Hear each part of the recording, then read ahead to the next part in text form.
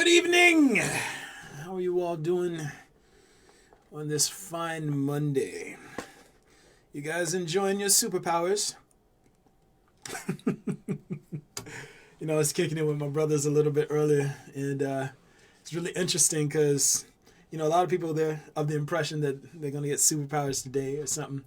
Some of us been walking around with them for a while now, so it's kind of like, it is what it is. Anywho, I'll talk shit. What is good with y'all on this fine Monday evening? Tonight we're going to try things a little bit differently. We're going to, for the most part, I want to answer questions in real time. It's like usually I'm talking at you guys and I want to make it conversational. So I know I'm a little bit ahead of schedule right now. I have some things to do after this, and I was trying to wait till as close to 7 as I could, but I don't think anybody's missing those extra few minutes that they would catch if they watch me or something. I don't know. I said I was going to stop trying coffee, but it's like dialing in, need a little bit of focus. Anywho, so you know what? Something that you guys are going to constantly see throughout the entire time you sort of follow me on social media is you're going to see a lot of aggressive, cowardly ideologues go way out of the way to try and humble me, try and make me subject to and limited by their inner story. They come to me trying to put me in my place, let me know that I'm not an avatar and that I'm whatever they come up with. It's a common thing. Every now and again, I'm going to engage one of them to just get all of their emotional garbage laid out on a page so that everyone can see what's motivating this individual to go on the attack. Pretty much 100% of the time, it's going to be personal insecurity, right? I mean, you can only watch someone perform above where you believe they should be. Okay, let me silence my phone. So I'm sorry about that, my bad. But if you're a narcissist, you can only watch someone perform above a level you expect them to be at or perform on before you take personal offense to it. Okay? If you operate outside the limits of the system, and or you're not confined to convention, or you don't have to work through or adhere to the authority structures that these individuals base their worldview and perception of reality on, they're going to come after you. And it was symbolized in the movie The Matrix, where you have an agent of the system. Anybody can become an agent of the system. If they see someone like who's unplugged performing above the limits of the system, first thing they do is they need to check them. They need to step up and let them know, you get back in your place. You know that you're not. It's too much. But what triggers a person to become an agent of the system, what triggers a person to become an agent of corruption is when their identity gets attacked by watching someone do things that they can't do or perform above their own level of capability. Okay? This is the way that it works at a mechanical level. So you see, a lot of times people, they see me make sense in the way that I'm able to. And the first thing they want to do is try and let me know that I'm not that great. And it never has anything to do with me. It never has anything to do with me not making sense. It has to do with me not fitting within the sort of authority structure they hold in their mind that they base their identity upon. You're not supposed to speak above or beyond or in spite of the institutions, Donald King. Know your place. You're not supposed to be smarter than me, Donald King. Know your place. I'm black and you're white. That means I'm supposed to be smarter than you. You're black and I'm Asian. That means I'm supposed to be smarter than you, etc., etc. And it's never the case. But, hey, we got to put this man in his place because the system says I must. Anyway. Anyway, I'm going to read to you guys a Bible verse. I'm going to read to you a Bible verse, right? And it sort of explains what's going on right here. And I'm going to put it into a broader framing. And this framing is both literal and allegorical. So when you speak in principles, you're speaking above the system of idealism. So it necessarily applies to both sides. It's going to be literal and allegorical, which is why all the shit Jesus talked about, it hit clean across the board. He was speaking above the system of idealism. When you can perform above the system of idealism, what you say, it has universal application across the board. It doesn't matter if you convey it through parables or stories or whatever.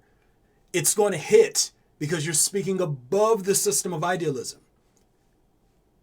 Just a little point. We're actually going to read something from the Bible, right?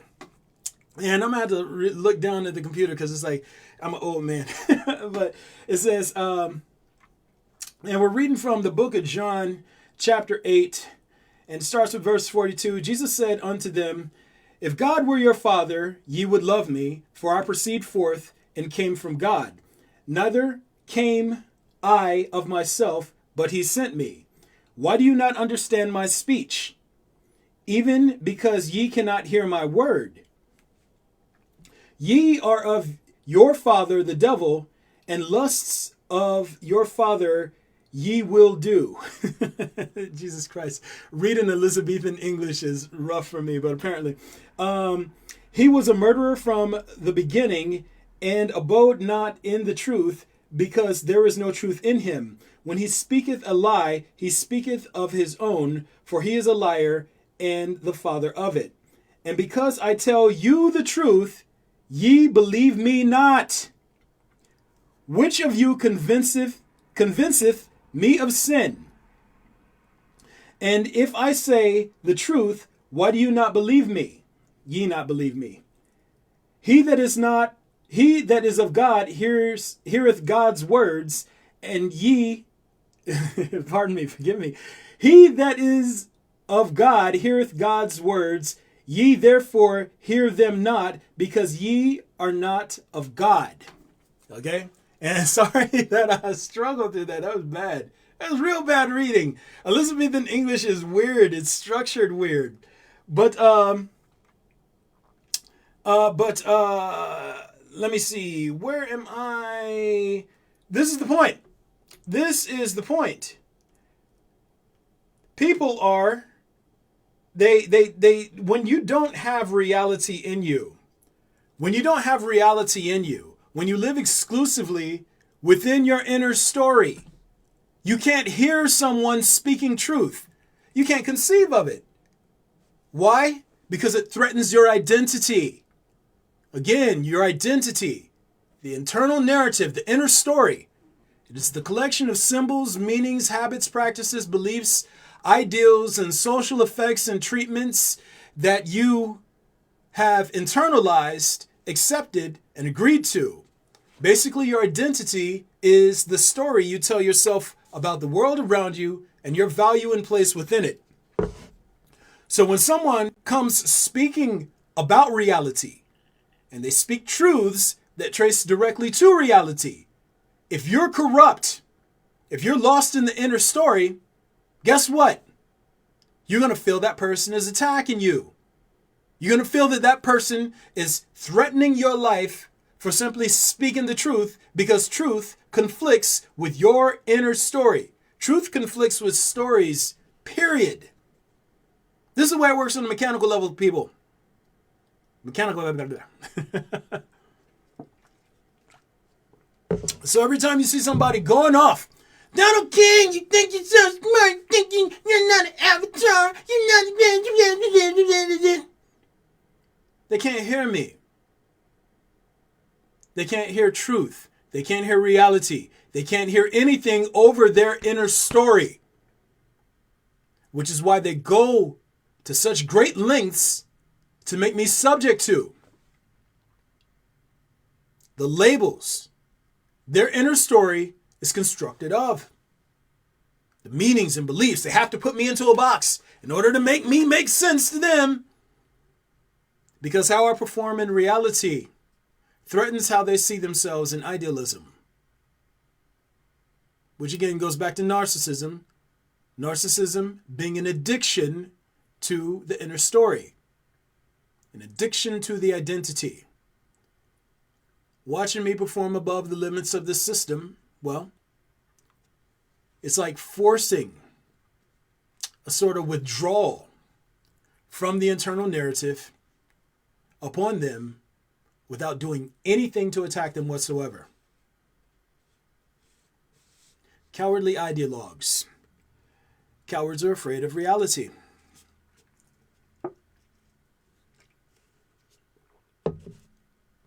Cowards are afraid of reality.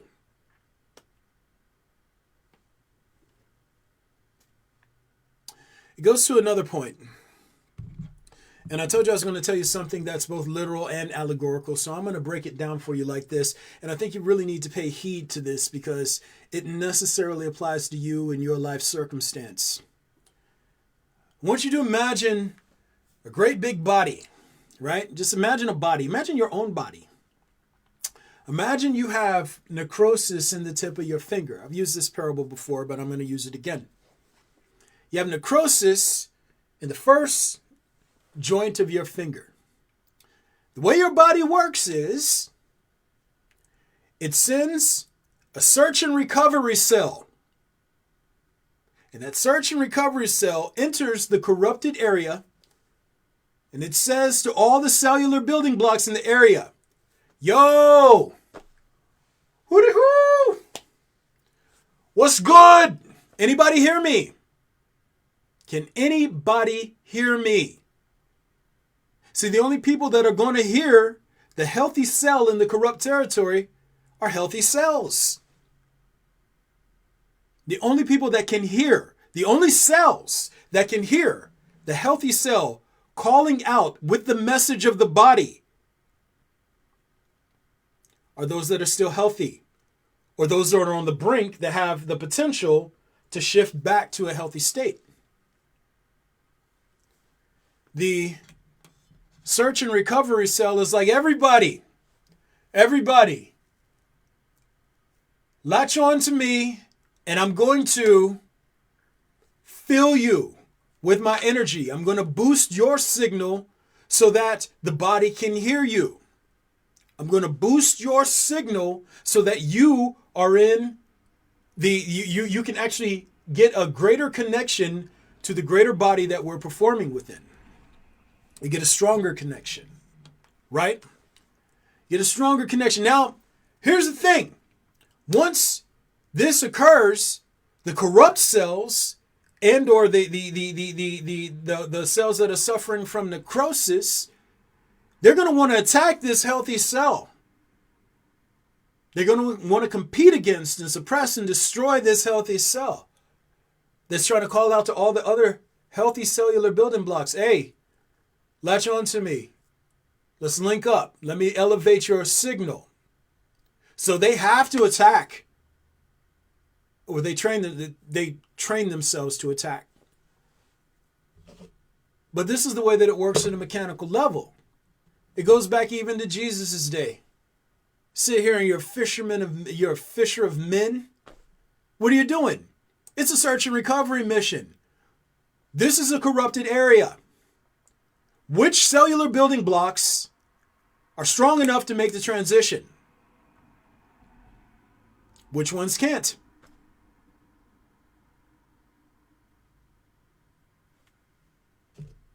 Worst part about it is anybody who is an agent of corruption aggressing directly against this healthy cellular building block by the body's greater system, the rules of the body's greater system, they incur massive damage.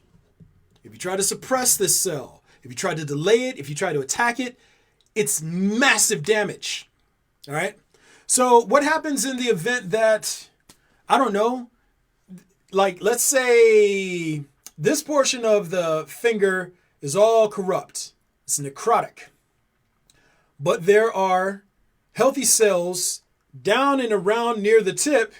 And in order for the body to save itself, it has to chop off the top of the finger. The search and recovery cell is like, yo, don't worry about that.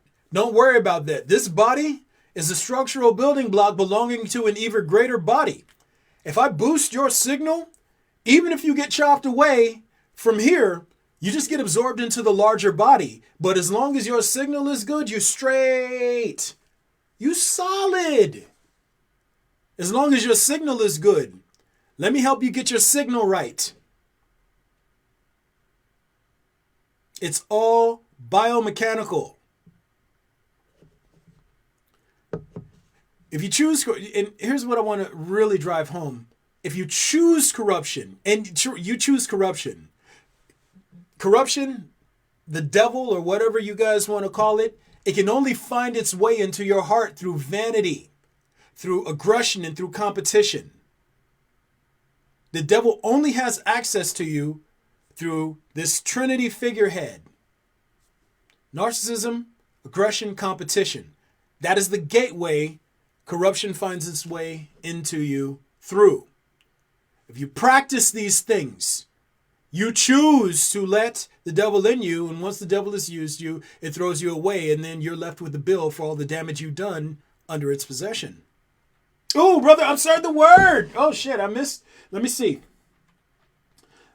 Why can't they ignore you when they allegedly practice ignoring information? Great question. They can't ignore me because they are agents of the system. Again, it works very much like it did in the movie The Matrix. It isn't them who hates me specifically. The entity performing through them is what hates the entity performing through me. So as long as they're narcissistic, as long as they're competitive, as long as they're aggressive, they're going to want to attack because they're being used by something performing through them. It sets their sights on me and they come after me and they attack. Defeating ideologues at this point is fucking old. They're so goddamn unremarkable. Nothing interesting to say. Nothing, just, here's why my beliefs about you are correct. Cool, make an argument for it. Make a case for it. I've jumped to conclusions, I've made assumptions about you, and I'm correct. You just need to believe what I'm telling you about you and ignore your experience and all the proficiencies you've demonstrated through the years.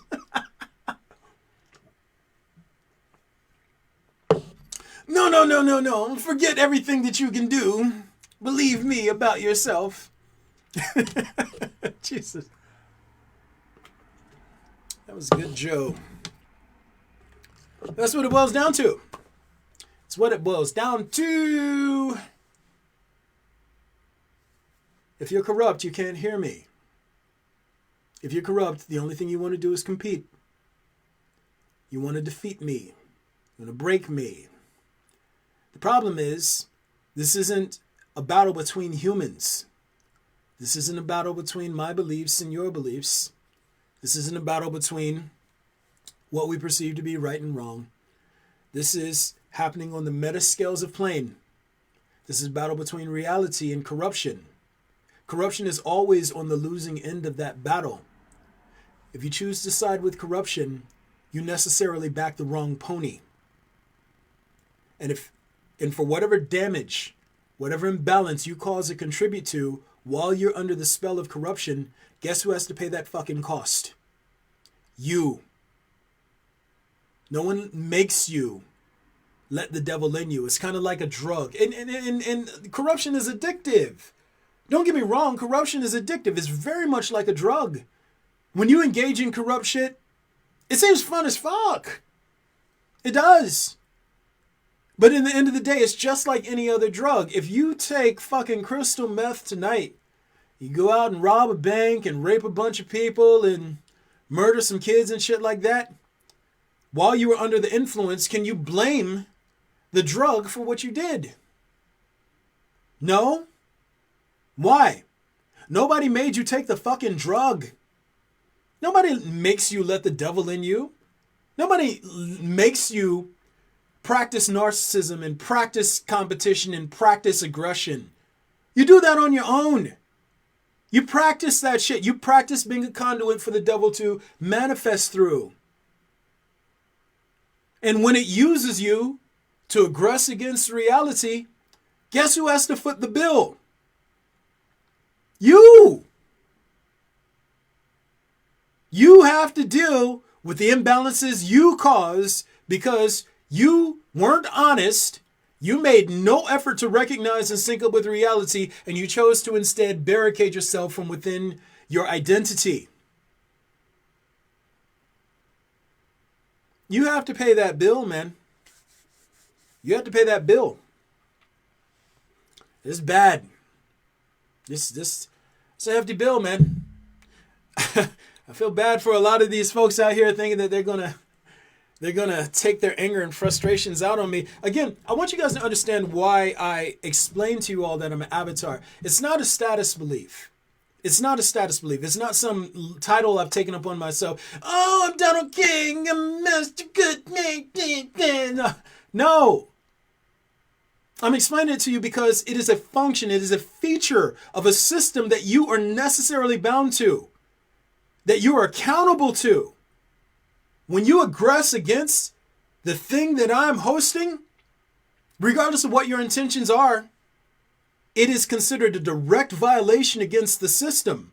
I'm not telling you I'm an avatar for my sake. I'm telling you for yours. I'm telling you for your own sake. Because one thing reality does not abide is human vanity. If you think it's your right to go up and strike at something that reality is, you're going to go and hit reality because you're mad and you don't know how to manage your emotions. Oh yeah? I want you to just look in reality in general. I want you to get mad and go over and punch a bear because you're angry and you don't know how to manage your shit. What is that bear going to do? It's going to fucking maul you. It's going to maul the shit out of you. Go punch a lion. Hell, even punch a house cat. Punch a house cat and see what the fuck it does to you. Your feelings aren't an excuse. Your anger and frustration, your competitive nature and your envy is not an excuse for you to lash out, pardon me, at others, especially the thing I'm hosting. Your vanity will get you fucked up. Your vanity will get you fucked up.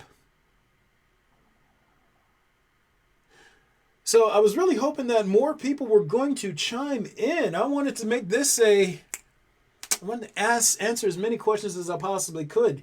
But Brother Absurd, I actually appreciate your question. People can't ignore me because it's like the entity performing through them can't ignore me.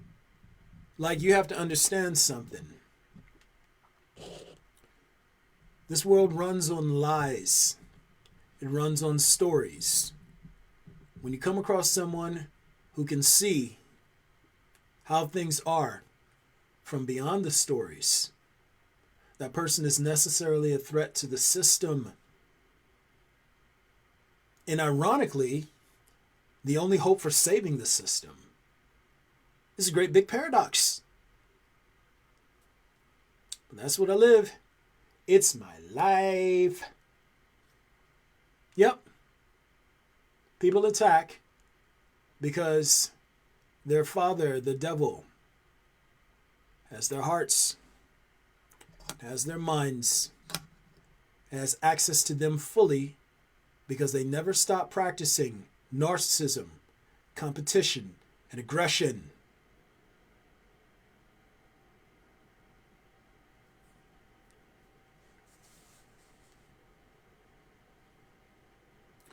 Like I tell you, I'm being dead serious. Once we're out of these bodies, this is going to be a very bad ride for a lot of you. And it only gets worse by the second. And I'm not talking about incrementally. I'm talking about exponentially worse by the second. Like, again, I strongly urge any and everyone to do everything in your power to distance yourself from things that sort of exacerbate narcissism and exacerbate competition and aggression. Because, I mean, I'm almost out of ways to explain to you how bad this is going to get. Like, there, again, on the other side of existence, there's no cap to the amount of damage you can incur. There are far, far worse things in existence than pain. For humans, pain is the worst they know. Pain is the worst thing you know. And, you know, it's kind of like humans have this bad habit of not believing things, or not, I won't even say believing things, not considering things until they're forced to. Anything that's inconvenient to the identity, you just dismiss it. Oh no, that's bullshit. All the way until you're knee deep in it. You dismiss things. You practice being dismissive. You practice being narcissistic. You practice being assholes.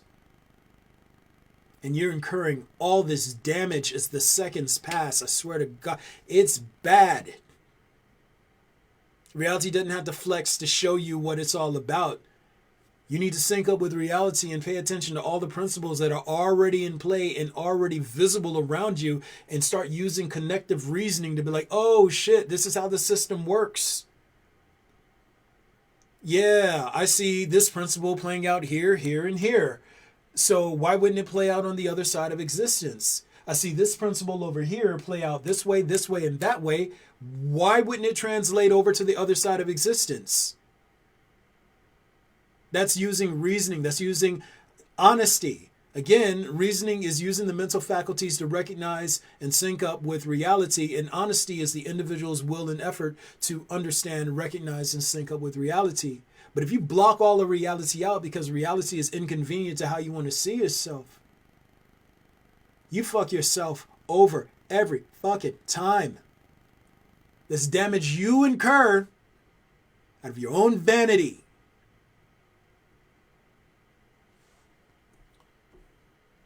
Brother Donald Jones, the world has taught us this way. Yes, it has. Hey, that's a true story. First of all, my bro, love you, man.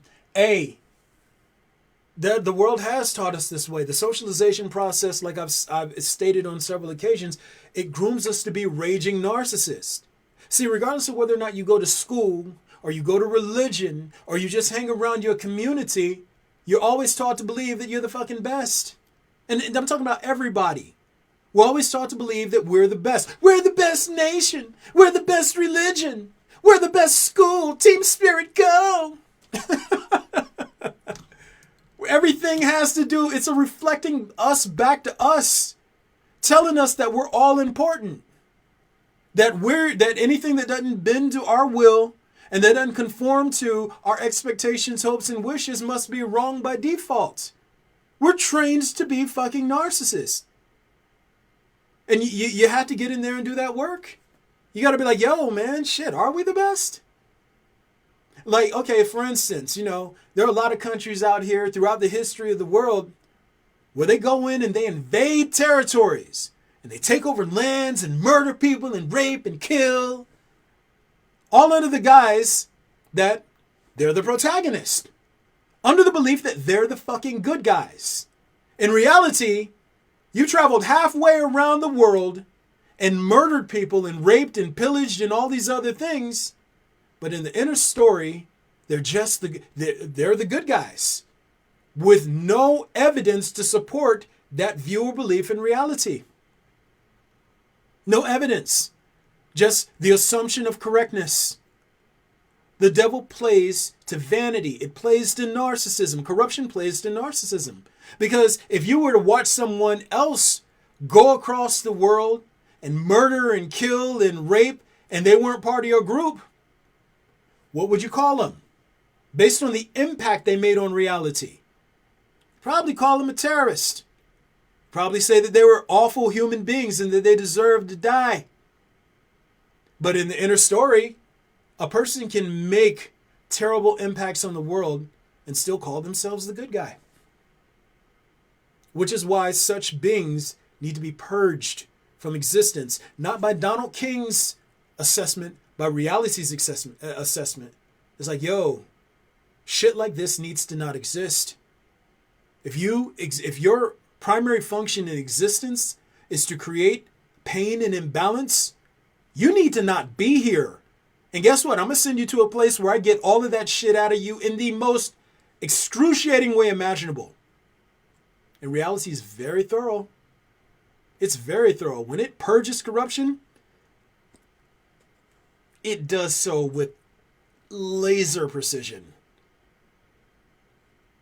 And then a little bit off the top for good measure. Like I said, when I say it's a lot of humans in for a really bad ride, after we're out of these bodies, you will have earned what's coming to you. I say it like this. Again, a lot of y'all, most of us, we were just born into this circumstance. Somebody dropped us in the world. They gave us a baton and told us to start running. We're supposed to stay ahead of the ones behind us and to get ahead of the ones in front. And while we're lost in this story, while we're lost in this race, and we come to see ourselves as this character running the race, we lose sight of all the damage we cause trying to win.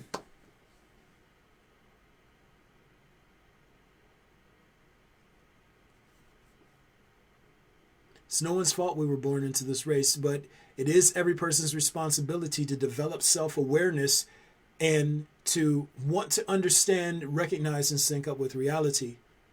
When you do that, you can start reversing the damage you've caused. And if you do enough work to reverse the damage you caused, guess what? You might make it into heaven. You might make it into heaven. Shit is amazing. I wish I was there now.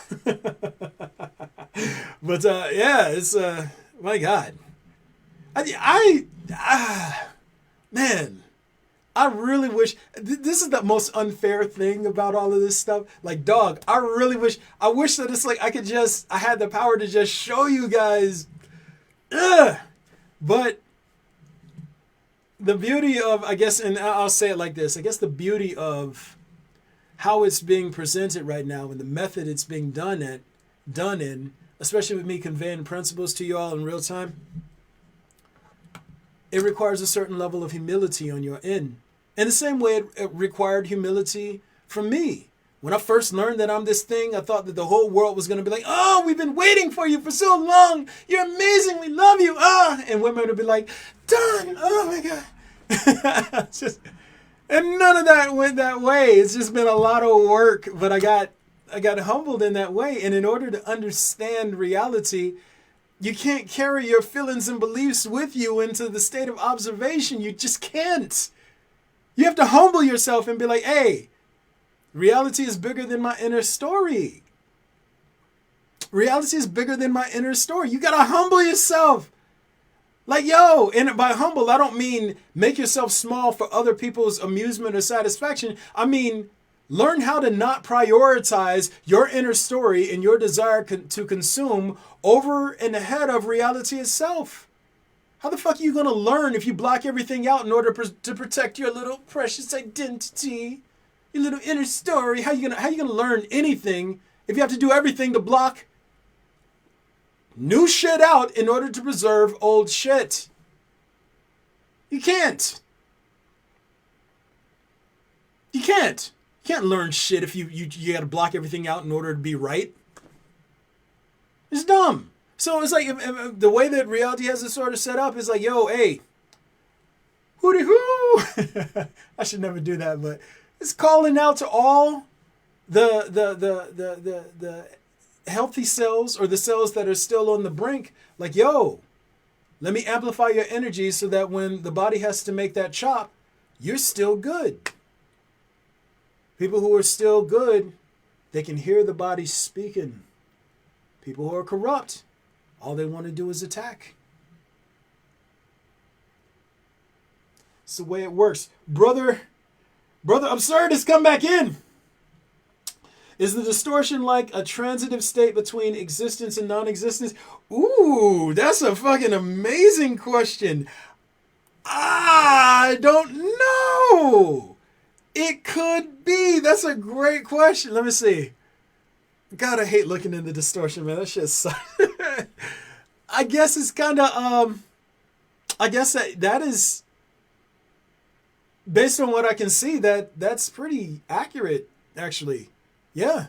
It's kind of like a transition state between the two. But let me say it like this. Okay, so reality manages balance between systems. So it's like the accountant that sort of keeps everything sort of in balance.